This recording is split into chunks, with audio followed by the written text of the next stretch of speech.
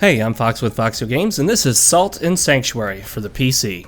Salt and Sanctuary is a 2D action RPG with some platforming elements. It's an interesting indie title given that it was developed by Ska Studios, a two-person husband-wife development team. I'll talk more about why that surprises me later. Note that Ska Studios' development history centers almost entirely around indie titles developed for the Xbox Live Arcade and Xbox Live Indie Games platforms. It would appear clear to me that Salt and Sanctuary is Ska Studios' biggest undertaking to date and their first foray into branching out into more mainstream development to reach a larger audience. The game was first released on the PlayStation 4 and then soon after on the PC. The developer advises that the PS Vita version of the game is still in development at the time of this review. Let's hit the PC port details real quick. As a 2D game, there's not a lot in the way of graphics options, as should be expected. You can play in full screen windowed or borderless windowed mode. It's always nice to have that last option, and it's my favorite way to play games since I have a dual monitor setup. You can choose your resolution as well, and that's pretty much it. No option for VSync on or off. There are two audio options for sound effects and music, as well as options to change HUD size and the level of HUD detail. The game performed flawlessly for me and ran at a solid 60 frames per second. The game does not exceed 60 FPS, but as a 2D game, that's a negligible complaint. The art direction and visuals in Salt and Sanctuary are not only excellent, but also consistent. The graphics are uniformly high quality throughout the entire experience. The visual variety in the different areas allows you to see the many themes that influence them, from the dark shoreline to the eerie forest to the terrifying dungeon prison filled with torture devices. There's plenty here to look at. The enemy, boss, weapon, armor, and item designs are spectacular as well. It's impossible not to be impressed by how much they were able to do with some very small sprites. Top-notch visuals here for sure. And in like manner, the sound effects and music do not disappoint. There's little music, but what is there is uniformly fitting and appropriate. The music enhances the experience a lot, especially the track that plays when you're in one of the sanctuaries. Sound effects have that excellent punch that you'd expect, with combat sounding and feeling visceral as a result.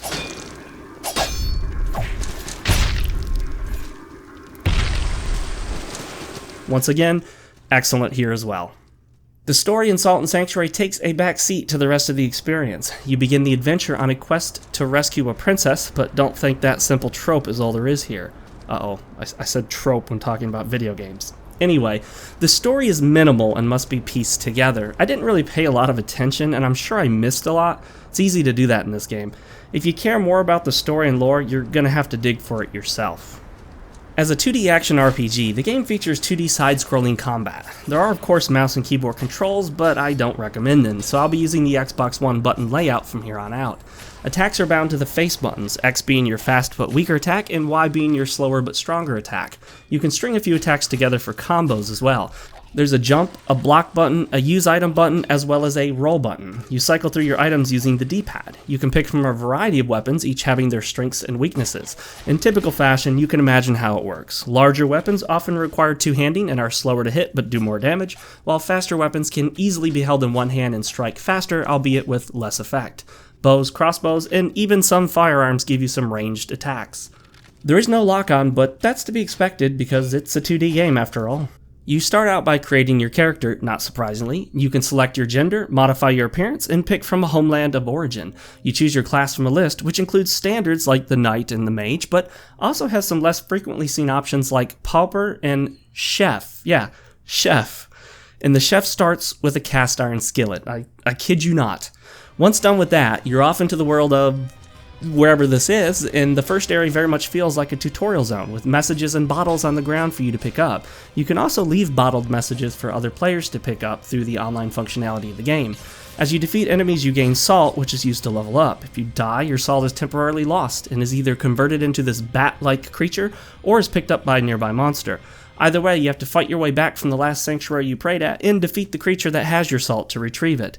If you die before you retrieve the salt, it's gone forever. You know, something about that sounds familiar to me here. Anyway, you also have to choose your weapons and armor carefully, as all equipment has weight that adds to your total load. If you exceed your maximum, you cannot move around effectively. You know, that sounds familiar too. You can increase your equipment load by leveling up, which gives you black pearls, which allow you to unlock spheres in your tree of skill, including, of course, the increase in your equipment load ability. The tree of skill allows you to boost your stats, unlock higher classes of weapons, armor, and spells, and increase the total number of refillable healing items. Yes, you have refillable healing resource in the game that restocks when you pray at the sanctuaries. There are different types of sanctuaries based on what path you choose, and the sanctuaries will yield a different refillable healing resource. Some of these will heal you faster or slower depending on which path the sanctuary belongs to. You can claim sanctuaries for the path of your choice as well. There's more to the whole sanctuary mechanic, but that's something you should discover for yourself. You know, that refillable, consumable healing resource is starting to sound familiar too. You know, a lot of this game is starting to sound familiar. And speak of discovering stuff for yourself, this is what I like to call a wiki guide game. What I mean by that is, the game doesn't clearly explain much to you. A lot of the mechanics in the game must be figured out on your own, and if you're like most people, you'll get lost and confused and end up looking stuff up on a wiki page. Yeah, this is a Google it to figure it out kind of game. Oh, and there's magic in the game, but I didn't use it at all, so I don't really have anything to say about it. Unfortunately, there are some significant control issues here. Just FYI, I was using the Xbox One controller for my playthrough. As I played the game, I initially thought the controls were rock solid. They seemed quite responsive and intuitive. Soon after, however, I found myself running into a series of minor issues that added up to a bit of frustration. Well, actually, a lot of frustration. Let's hit them one at a time. When it comes to platforming, the game is mostly spot on. Some ground can be passed through, either by jumping up through it or falling down through it. Jumping up through a platform is easy, and clinging on to the edge of a platform or cliff is generally easy as well, except when it's not. Sometimes I jump down toward a platform and just barely miss as my character collides with the edge of it and simply falls down. I have no idea why she didn't grab the ledge, because it clearly looked like she should have, and she has in previous situations just like that. I'd also noticed that on a few occasions my character would fall right through the leading edges of platforms, despite the character's feet clearly being directly over the platform she just fell through. You press down and jump button to fall through a platform, which is a pretty common mechanic in games. It generally works well here, except when you're trying to jump down through a platform and your character keeps grabbing the ledge and pulling herself back up. So on occasion, I found myself occasionally jumping down, grabbing the ledge, pulling myself back up, trying to jump down again, grabbing the ledge, pulling myself back up, and just feeling like screaming, "Just jump down." Now, this is a minor spoiler for one of the bosses, so heads up. It's not a major boss, but it's a boss. During one particular boss fight, the Tree of Men, you find yourself needing to navigate around the boss arena, jumping up and down through a series of platforms, some of which will fall out from under you. You can't stay put in one spot because there are spouts spewing forth fire.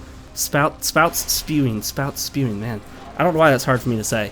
Anyway, you're constantly on the move, jumping up through platforms and down through platforms. You'll notice that despite my best efforts, my character kept grabbing the ledge of the platform that I was trying to drop down from, and then would pull herself back up right into the fire I was trying to avoid. The pressure to move fast really highlights how unreliable these mechanics can be. You have to press down and jump, and then wait for a little bit without hitting any other controls to make sure you jump down. This is actually hard to do when you're being pressured into moving really fast, especially when you also want to try to get some hits in on the boss before it's too late. And on the subject of the platforming, I would like to say that the last thing this game needed was platforming sections like these. Moving platforms, disappearing, reappearing platforms, and ground that falls out from under you all fit better in a game like, I don't know, Mega Man or Castlevania, not in a game like Salt and Sanctuary. Just like I found the platforming segments in the old DOS game Ultima 8 unwelcome, I also don't like them here. These moments felt like I was playing Super Salt and Sanctuary Brothers, which does not fit the game.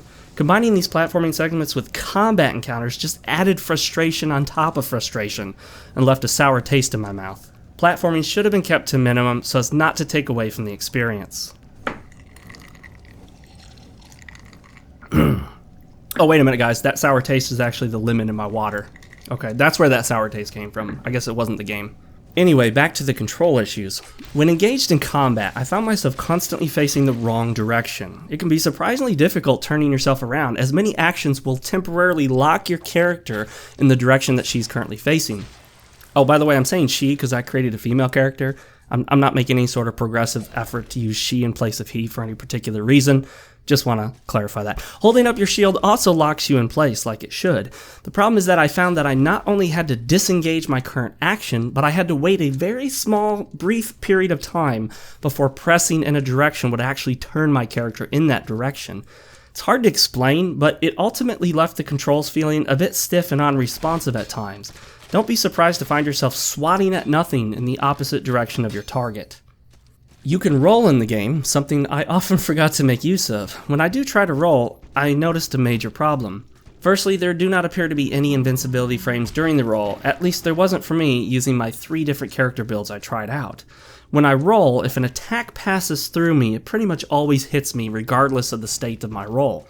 Also, and perhaps an even bigger issue, is that rolling away through an enemy to their backside is possible, and it's the only reliable way I found to dodge damage, particularly on the larger bosses. The problem? Sometimes my roll takes me through the enemy to the other side, and sometimes I get stuck on the enemy and get hit by their attack. It seems fairly random, and it's frustrating thinking that I dodged an attack when I actually get caught up on the enemy and get hit. Unfortunately, the game also has a bad habit of throwing some low blows your way. Instant death pits and falls, sudden difficulty spikes in enemy damage, and invisible enemies or enemies that stun lock you from full health to dead are not uncommon. Many enemies will literally just appear out of thin air with no indication whatsoever that they were going to do so. These creatures, reminiscent of the Alien from the Alien series, appear out of nowhere, literally, and can quickly gang up on you, knocking you back and forth like a ping pong from full health to dead. This enemy is mostly invisible unless you've recently downed a potion with a very short-lived effect of revealing them. Not only are they extremely difficult to detect without the potion, and not only can they float around not following normal paths, but they can hit extremely hard even through your shield. Not only that, but they come in groups. This enemy will sometimes fail to die after you drain its health, and it'll just linger on for a bit, eventually just somehow fading away. Before it fades away, it may cast its normal attack, which is a bunch of swirling blades that cause massive damage with each hit and seem unhindered by your shield. I can't tell you how many times I died to this, especially after I thought I'd killed it. Or take this bit. When crossing from one area to the next, you proceed through doorways that are covered in this shimmering light effect. That makes it really clear that there's a doorway that'll take you to a new area, right? As soon as you enter, you will suddenly fall to your death as there is no ground in the immediate vicinity inside the doorway. You would have to come to a complete stop the moment you entered in order to avoid this fate. Even when you know it's there, it can still be hard to see your character because of the shimmering light in the doorway. There are also numerous places where an enemy will hit you and knock you back, causing you to fall into a bottomless pit or fall such a great distance that it kills you instantly. All of these enemies and circumstances I've outlined have the same end result. You die and die pretty much instantly. In most cases, it is impossible to avoid your first death. There's no way to know this archway will lead to an instant death fall. There's no way to know this enemy will appear out of thin air and stun lock you with his buddies. There's no way to know that this enemy's attack will cause lethal levels of damage even through your powerful shield, and it's way too easy to be hit by nearly all of the blades at once. Some enemies will hit you and cause you to be knocked back in what would seem to be the wrong direction, being thrown forward through the enemy, even though their attack came towards you away from them. Far too often I felt completely sucker punched by the game's design. And to add insult to injury, when you do manage to overcome your enemies and defeat them, they can often drop their gold and items in such a way as to be impossible for you to recover. And on top of that, the gold they drop will disappear on its own if you don't grab it fast enough. There's also an effect known as wounding, which causes your total health bar to slowly drain until you pray to Sanctuary. This was extremely frustrating, as I often found myself with 2/3 or even less of my total health bar when I reached the area boss. There are so many good things that I could say about Salt and Sanctuary, and some good things I have said. It is above and beyond what you'd ever expect from a two-person indie developer, and this could easily be mistaken for a title from a far more experienced and larger developer. There's no doubt that there's a lot going on here, especially given the variety and how you can level your way through the skill tree. A ton of armor, shields, weapons, spells, and items make for a wide range of playstyles and approaches. And you knew this comparison was coming because I alluded to it before, but like the Souls games that clearly inspired it, there are just a ton of different ways to approach combat in this game. And so my experience with the game was heavily mixed. I enjoyed a lot of it, but found a large part of the experience frustrating and sometimes downright annoying. The problem with games inspired by the Souls series is that they often focus too much on making the game difficult and ensuring that the player dies a lot. This was never Miyazaki's goal, the director behind Dark Souls and Demon Souls, and I think you'll see that with very few exceptions, the Souls games don't pull any low blows or sucker punches. The biggest problem I see with these Souls-inspired games is developers that can't quite get the difficulty aspect right. Many games have difficulty imbalances or improperly skewed difficulty curves, but with Souls-inspired games, the difficulty is just ramped up from the very start. What this means is that the slightest imbalance can quickly and easily result in many player deaths, and players don't like dying to an unfair challenge. In a typical hack and slash game, there's a ton of room for error. The player generally has a lot of health, can attack quickly over and over again, and it is generally easier to restore health or redo the challenge should you die. In Salt and Sanctuary, there can be heavy penalties for dying, especially if you die again before reaching your cache of salt. There's little forgiveness for mistakes, and a series of deaths in a row that feel unfair can wear on a player's tolerance. I think here what we see is a developer that seeks to kill the player through a series of blatantly unfair and absurdly over-the-top difficult encounters at times. Time and time again I encountered moments that just made me shake my head in disbelief at how far some developers will go to make sure their games are difficult, seemingly without any care for whether it's actually fun, interesting, or fair. This game is full of unfair obstacles designed merely to massacre the player over and over again. I did not find these moments enjoyable, not in the least bit. I'm going to walk you through a small section of the game to give you an idea of what gets thrown at you. I'll be doing live commentary for this, so here we go. Alright guys, we're going to start out at the Sanctuary, your resting point. That's where you restock your health and your refillable consumable healing items. It starts out on our path here with these skeleton dudes that disappear and reappear at what seems to be complete random. If you spam attack them fast enough, you can generally keep them stun locked until they're dead. They just stun locked me there for a bit, drained about half my health real quick. Basically, I do try to fight them because if you attempt to run from them, they will oftentimes disappear and reappear chasing you for quite a distance. A lot of enemies in this game can chase you for quite a while. And these guys are actually capable of disappearing and reappearing over gaps. So just a gap in the ground will not stop them like it'll stop some other enemies. This guy right here, I dispatch with little trouble. I'm not sure if it's a he or she, can kill you in the span of about a second from full health to dead if you're close to it. We got this critter right here. He takes quite a few hits. I do take a hit right there, and for some strange reason, it knocks me backwards through him in the opposite direction I was hit. That happens quite frequently.